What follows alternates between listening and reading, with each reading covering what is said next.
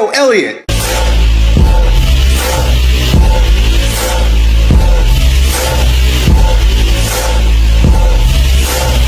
Yo, so today I got a question from my bro, Drum Master 434. He goes on to say, yo, Elliot, how to improve one's ability to handle general stress in a healthier manner so that I feel less stress all the time and more motivation to lift weights. So one of the things you got to understand about stress is that your response to it is everything. Two people could be under the same amount of stress and have two totally different outcomes. Like say, for example, if you're sitting in a cafe, right? You're sitting at Starbucks and some dude walks in and starts demanding people get on the floor and blasting into the ceiling and saying, I'm robbing all you motherfuckers. Most people are gonna shake shit and pass out. But if you have somebody in there that's like, say, an ex-Navy SEAL or like, you know, somebody who's trained in combat and he's ready, he's looking at the situation. As soon as that stressful situation imposes itself upon him, first thing he's doing, he's not freaking out. He's breathing through it. The body, because the body's still like an animal, it wants to freak out and run, right? Like my dogs are tough. My dogs they're trained to attack. I've attacked dogs. But as soon as the clouds come and it starts thundering, my dogs cower and they run under the table and they freak out like little girls. I'm like, get out of here. What is wrong with you, right? Because it's just that primal response. Think about a horse. A horse is a big, bad beast. You can't mess with a horse, right? A horse will destroy you if you mess around. But all you gotta do is light a little match near his eye. He sees a little fire and the horse will kick up and run, right? Because the horse don't know how to calm himself down by being rational. And the first rational decision that you gotta make when when stress is imposed upon you is how you breathe. You gotta breathe through stress. Most people's reaction to stress is to stop breathing. And that makes sense, right? Because you're shocked, it upsets it's a pattern interrupt, boom, you stop your breath, right? And also by stopping your breath, there's a sort of preservation. It's a sort of a preservation technique, right? Because if you're being hunted, right, you're the prey, you don't wanna be detected, and so you stop breathing. Stop. Your heart could be racing, but you don't breathe. You don't breathe, right? In fact, that's a recipe for PTSD. When we stop our breath, but the heart rate goes up. One doctor, forget the author's name, but he's a scientist in this realm of PTSD. He says that when PTSD embeds itself into a person's nervous system, that the moment that it happens, the physiological response is similar to driving with one foot on the brake and pressing the gas, right? Because you're pressing the gas, the adrenaline's going up, but you freeze, you stop doing something. So it's a freeze response, but you're not totally frozen because inside is revving. And that's how most people respond to stress, and they never have an opportunity to let it out, and they carry it with them for the rest of their lives, and they freak out every time, you know, somebody drops a book. The point is, we're not talking about PTSD, we're talking about how to avoid the typical reaction to stressful situations that could cause PTSD. Because I know that's not your problem. You want to get in the gym and you just want to lift.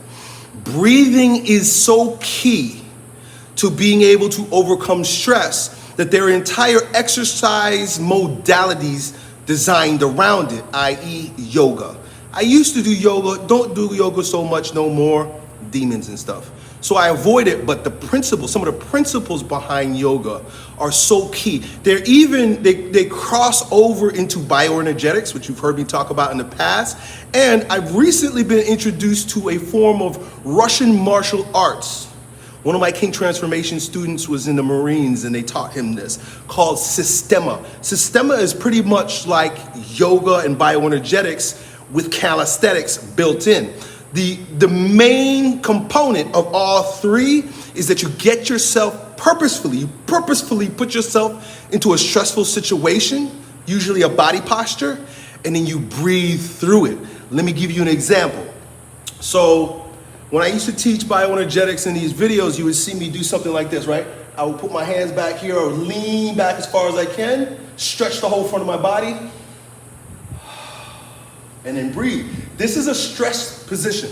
It's not as stressful as maybe going all the way back and doing a bridge, right? Where your hands and feet are on the floor, right? And your whole body's arched up. If you get into a position like that and just breathe through it, right? You get into like a downward dog. and you just breathe through it. You get into a body weight squat. Just get down to a squat, right? And hold that. And your legs are quaking and your body's shaking, but you continue to breathe, right? Slow. Breathe in through the nose, out through the mouth. You start to train yourself to react with a more resourceful physiological response when you get into stressful situations. And listen, you train yourself through the body. You train your body to handle stress because it's your body that freaks out. The body freaks out first, then the brain does whatever it does based on, your conditioning, right? The brain could literally just shut off. You ever see people like they're freaked out but they're frozen, right? The brain ain't doing nothing at that point. You've lost all rational thinking and you're just going into a freaked out body. So you want to go to the body. The body is what needs to be tamed in order to handle stress. And so you got to get yourself into a push-up position, right? This is a part of the Systema. There's a good book on it called Let Every Breath. This is the book that my student recommended I read, and I love it. I read it through twice already, and I'm starting to practice it again. I'm actually already starting to use bioenergetics again. I do the bow every day. The bow is most stressful when you put your hands over the head like this.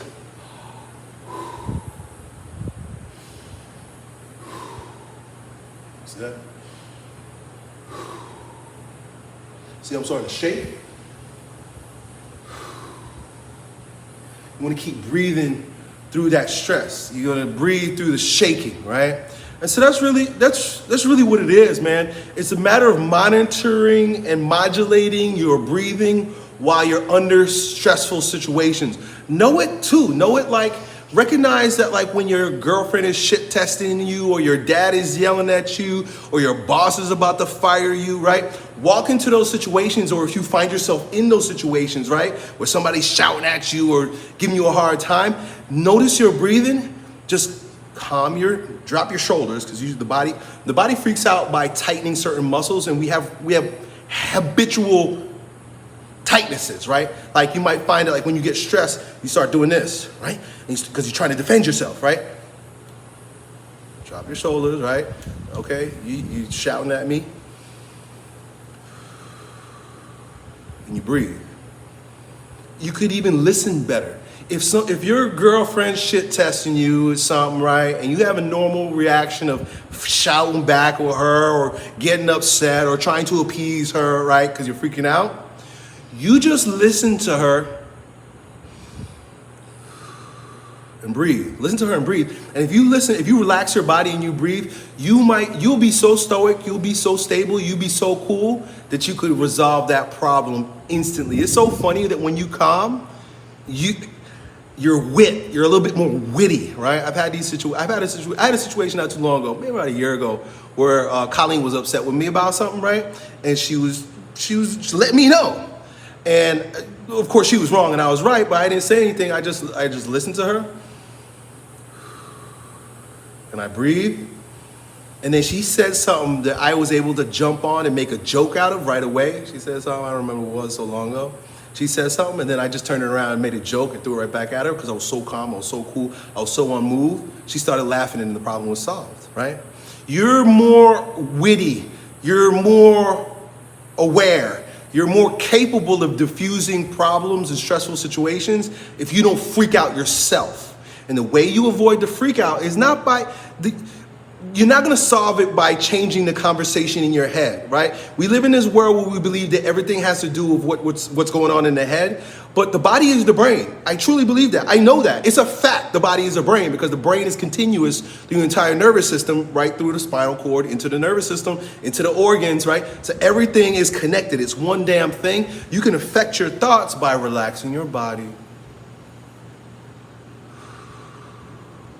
and breathing. Practice that all day long. Just